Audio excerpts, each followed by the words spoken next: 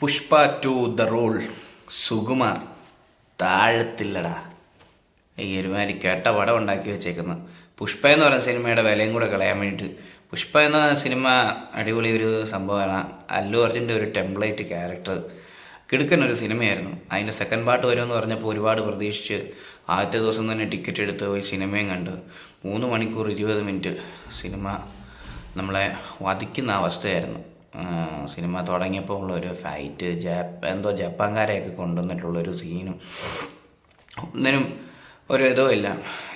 പുഷ്പ 2 നേരത്തെ തന്നെ സിനിമ റിലീസാകേണ്ടതായിരുന്നു. പക്ഷേ KGF ഒക്കെ വന്ന സമയത്ത് അതിൻ്റെ മേളിലേക്ക് പണിയാൻ വേണ്ടിയിട്ട് വീണ്ടും സ്ക്രിപ്റ്റ് പൊളിച്ചെഴുതേണ്ട ഒരു സാഹചര്യങ്ങളൊക്കെ ഉണ്ടാവുകയും അങ്ങനെ സിനിമ ഡിലേ ആകുകയൊക്കെ ചെയ്ത സാഹചര്യം നമ്മൾ കേട്ടാണ്. അപ്പം നമ്മളൊക്കെ ഒരുപാട് പ്രതീക്ഷിക്കുന്ന ഒരു കാര്യമാണ് KGFൻ്റെ ഒക്കെ മണ്ടയ്ക്ക് ഉണ്ടാക്കാൻ വേണ്ടി വെച്ചേക്കുന്ന ഒരു സിനിമ. അപ്പോൾ നമ്മൾ ആ ഒരു പ്രതീക്ഷയിലാണ് സിനിമ കാണാൻ വേണ്ടിയിട്ട് പോയത്. സിനിമ കാണാൻ വേണ്ടി ചെന്ന് പടം തുടങ്ങി. പിന്നെ വേറൊരു പ്രത്യേക ഒരു കാര്യം എന്ന് വെച്ചാൽ ഞാൻ ഈ ഗ്രാവിറ്റി അങ്ങനെയുള്ള പല കാര്യങ്ങളെ എടുത്ത് ഫ്രിഡ്ജിൽ വെച്ചിട്ടാണ് പോയത്. കാരണം നല്ല പറന്നിട്ടുള്ള ഇടിയും തീപ്പൊരി സാധനമൊക്കെ വരുമെന്നറിയാം. അതൊക്കെ എടുത്ത് മാറ്റി ഫ്രിഡ്ജിൽ വെച്ചിട്ട് പോയതുകൊണ്ട് പിന്നെ അതൊക്കെ അങ്ങ് അഡ്ജസ്റ്റ് ചെയ്ത് സ്റ്റണ്ടും കാര്യങ്ങളൊക്കെ. ഫസ്റ്റ് പാർട്ടിൽ പുഷ്പ ഫസ്റ്റിൽ നമുക്കറിയാം ഫഹദ് ഫാസിലിൻ്റെ ഒരു ഇൻട്രോയും അതിന് ശേഷമുള്ള ഒരു ടെററിസമൊക്കെ കാണും. അവൻ്റെ അവനൊരു വില്ലനാണെന്നുള്ളതിൻ്റെ ഒരു സെറ്റപ്പ് നമുക്കറിയാമല്ലോ, അതിൻ്റെ ഒരു സെറ്റപ്പ്. സെക്കൻഡ് പാർട്ടിലേക്ക് നമ്മൾ ഒരുപാട് പ്രതീക്ഷിച്ചതാണ്. പക്ഷേ സംഭവം ഉണ്ട്, പക്ഷേ വെറുപ്പിച്ചു. ഫഹദ് ഫാസിൽ കൊടുത്ത റോള് ചെയ്തിട്ടുണ്ടെങ്കിലും പക്ഷേ നമുക്കതൊരത്ര തൃപ്തികരമായിട്ട് തോന്നിയിട്ടില്ല. പിന്നെ നല്ല പ്രകമ്പനമായ BGM കാര്യങ്ങളും ഒക്കെ ഉള്ളതുകൊണ്ട് നമ്മളങ്ങ് അഡ്ജസ്റ്റ് ചെയ്യാം. ക്യാരക്ടറെ കാണാൻ നല്ല രസമൊക്കെയാണ്, പക്ഷേ നമുക്ക് അത്രയ്ക്ക് അങ്ങോട്ട് ഏറ്റിട്ടില്ല.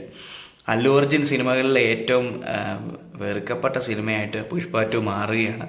സിനിമ തുടങ്ങി അങ്ങനെ പോയി എന്തൊക്കെയോ അവിടെ ഇവിടെയൊക്കെ സംഭവിക്കുന്നുണ്ട്. 3 മണിക്കൂർ 20 മിനിറ്റ് എന്ന് പറഞ്ഞു കഴിഞ്ഞാൽ നൈറ്റ് ഡ്യൂട്ടിയൊക്കെ കഴിഞ്ഞ് വന്നിട്ട് ഉറങ്ങാതെ പോയി സിനിമ കണ്ട എൻ്റെ അവസ്ഥ ഒന്ന് ആലോചിച്ച് നോക്കേണ്ടതാണ്. പോട്ടെ, അത് സാരമില്ല. അതിപ്പം ഞാൻ സിനിമ കാണാൻ വേണ്ടിയിട്ട് പോയി, പക്ഷേ ഇങ്ങനെ ഒരു വധമാകുമെന്ന് ഒരിക്കലും വിചാരിച്ചില്ല.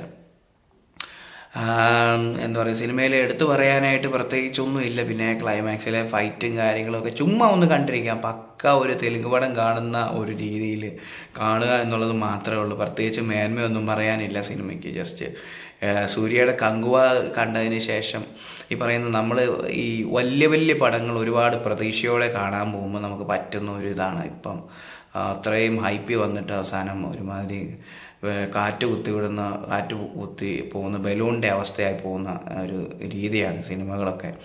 ഇത്രയും ഹൈപ്പ് വന്ന അല്ലു അർജുൻ സിനിമ അത് ഒരുപാട് ആവശ്യമില്ലാതെ പാസവും കാര്യങ്ങളും എല്ലാം കയറ്റി വിട്ടിട്ട് മനുഷ്യനെ വെറുപ്പിക്കുന്നതാണ്. അതായത് ശരിക്കും പറഞ്ഞു കഴിഞ്ഞാൽ സിനിമ വളരെ ശോകമാണ്. പ്രതീക്ഷിച്ച പോലെ ഒന്നുമില്ല. അവർ എന്ത് സ്ക്രിപ്റ്റ് പൊളിച്ചെഴുതി KGFൻ്റെ മണ്ടയ്ക്ക് കൊണ്ടുവരാൻ നോക്കിയെന്ന് ഒന്നും അറിയത്തില്ല. ചുമ്മാ ഏതാണ്ടൊക്കെ കാണിച്ചു വെച്ചിട്ടുണ്ട്. സിനിമ വളരെ താഴ്ന്നുപോയി. താഴത്തില്ല, നല്ല താഴെ പോയി. ഒരുമാതിരി കെട്ട സിനിമയായിപ്പോയി.